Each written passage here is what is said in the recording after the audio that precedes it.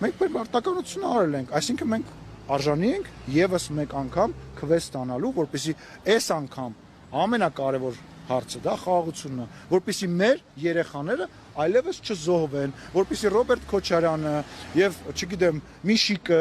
ես մնացած մյուսները, այն մարդիկ, ովքեր որ փորձում են մեր երեխեքի մահվան թվի վրա քաղաքական դիվիդենդ հավաքեն, որ իրանք էլ գոյություն չունենան, որովհետեւ մարդը, որը որ թիվը ավելացնում,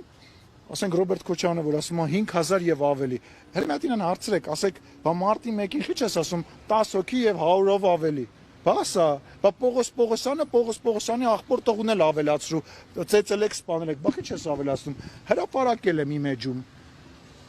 մարդկանց անուն ազգանունները, լուսանկարները դրել եմ, էլի իրան հիմա կասեք էլի ոչ քաղաքական խոսույթ է օգտագործում, բայց պետք է ասեմ, հայերեն ասեմ, խողովակի տեղ է դնում, ասում է դե ասեք մենք ներողություն կխնդրենք, լսի, Ռոբերտ Քոչարյանը այնքան բանի համար պետք է Հայաստանի Հանրապետության, պետք է չոքելով, պրոսպեկտով ներողություն խնդրելով իջնի,